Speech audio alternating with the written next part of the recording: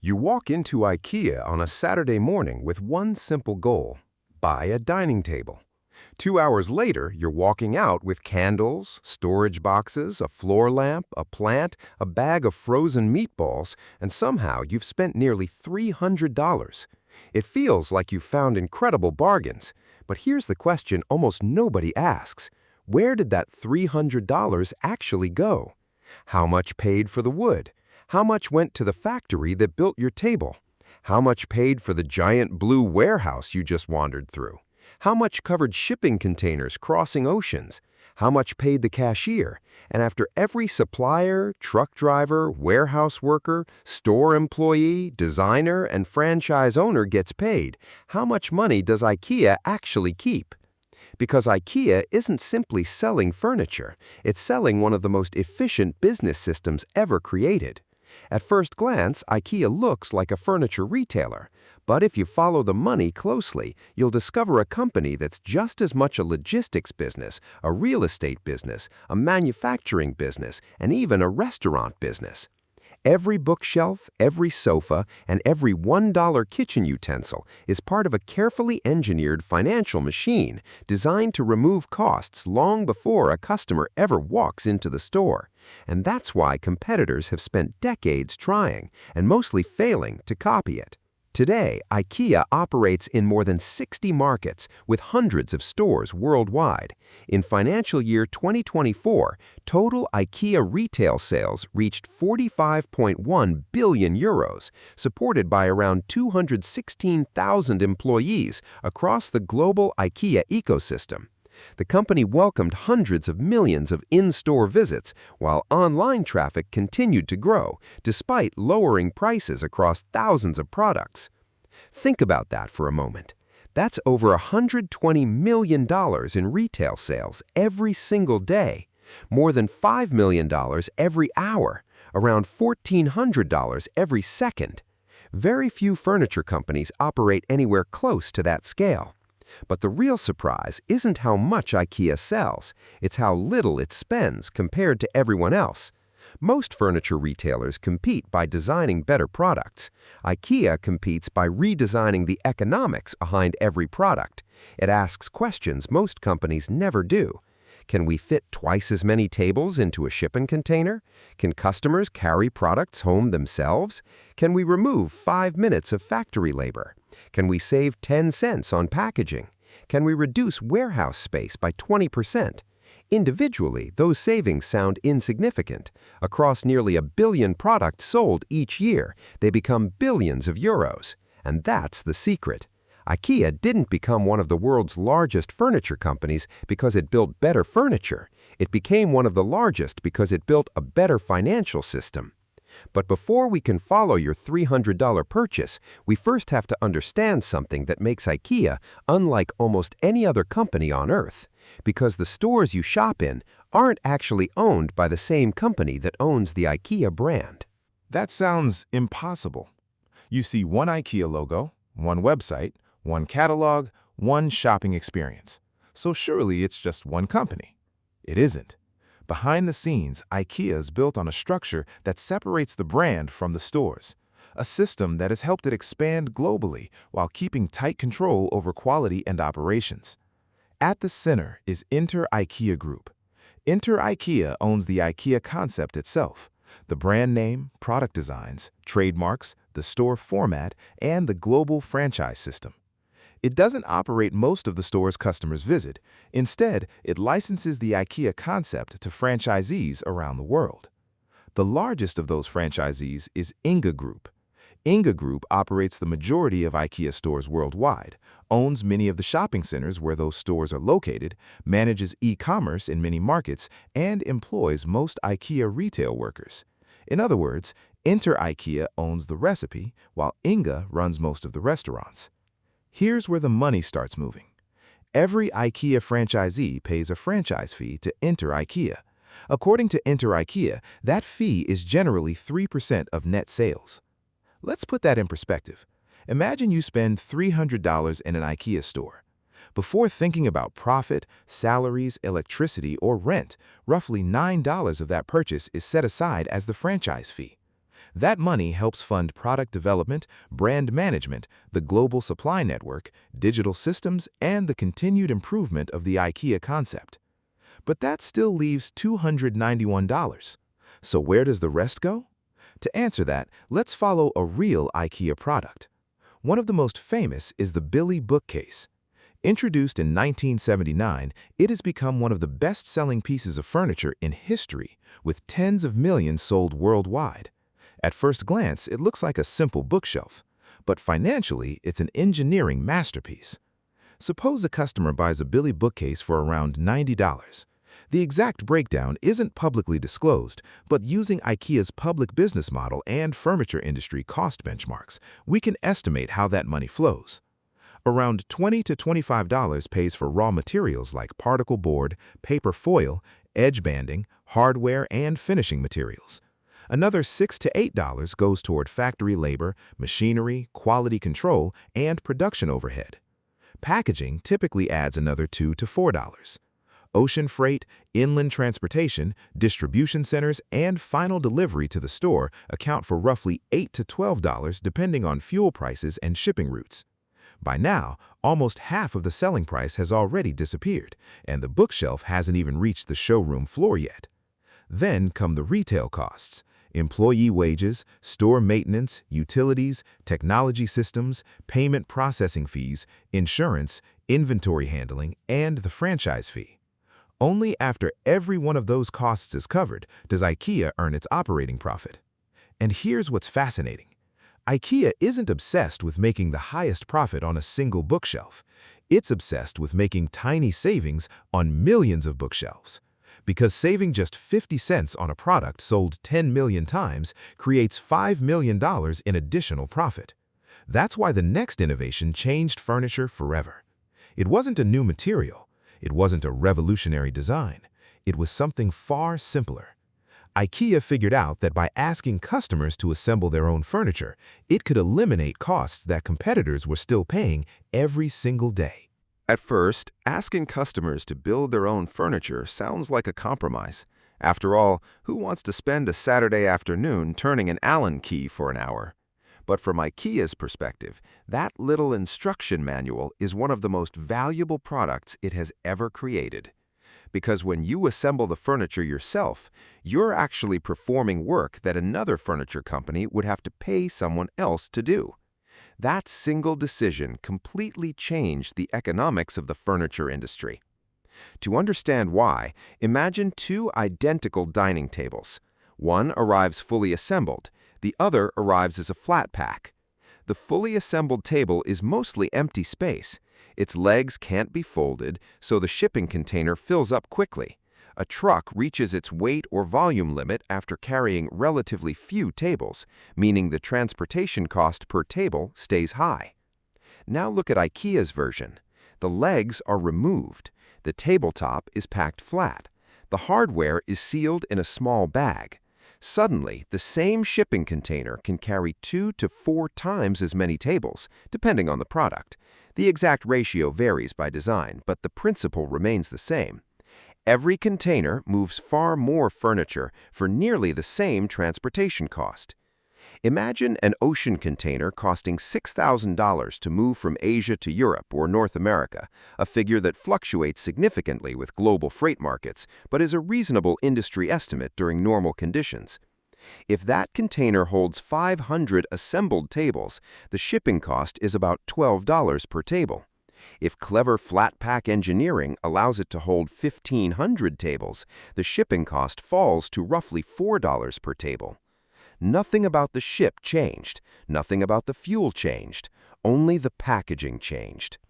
That single design decision saves around $8 per table. Multiply that across millions of products every year, and IKEA saves tens or even hundreds of millions of dollars in logistics alone. And shipping is only the beginning. Flat packs also require less warehouse space. A distribution center can store far more inventory in the same building, lowering storage costs per product. Retail stores need fewer stock rooms. Forklifts move more products per trip.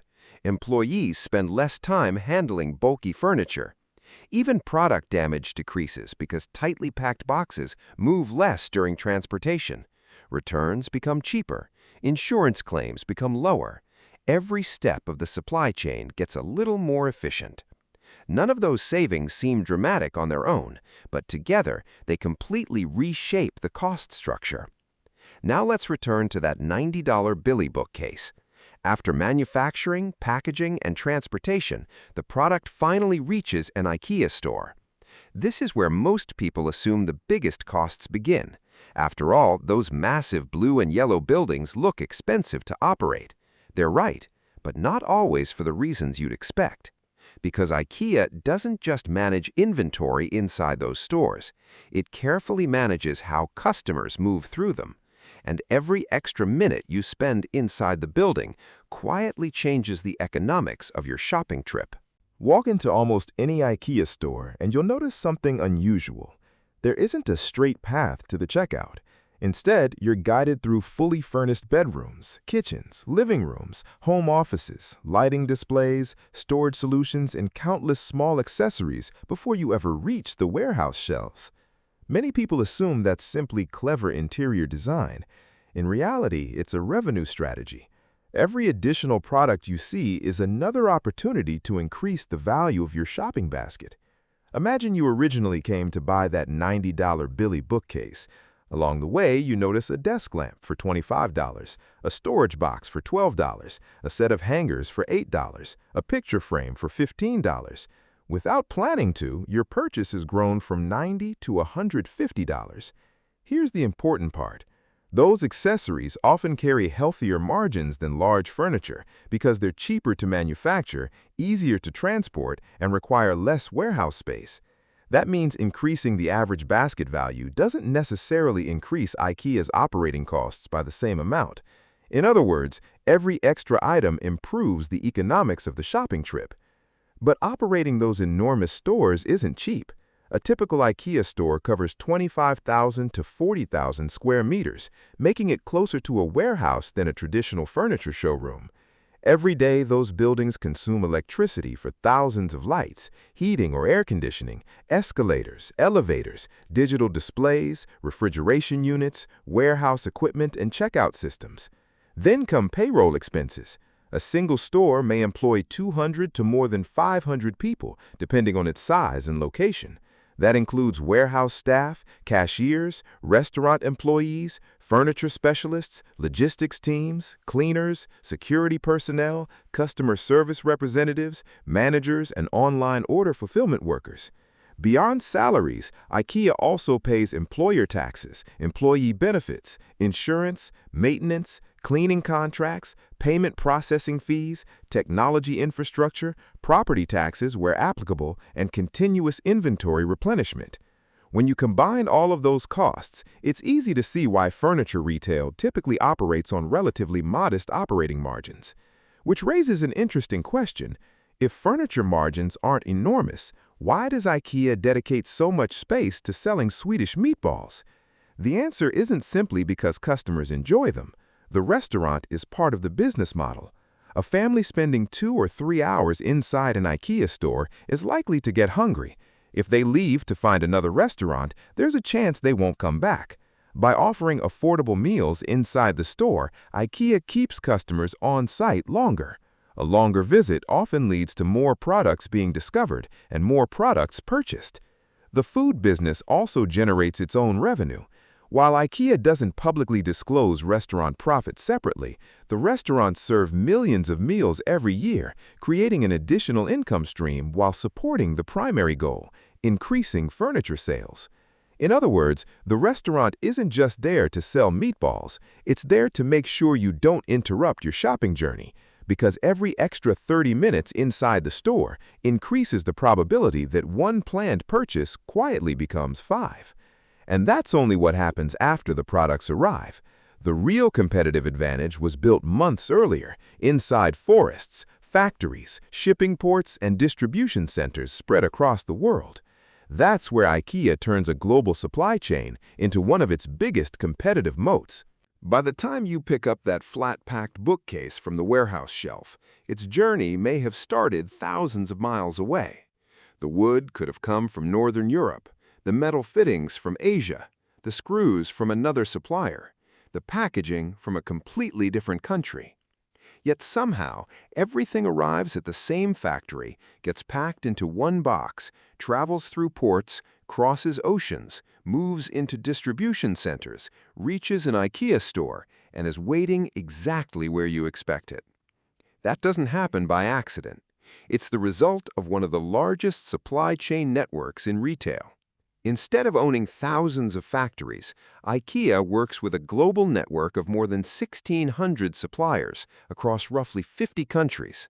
These long-term partnerships allow suppliers to specialize, invest in efficient production, and manufacture at enormous scale.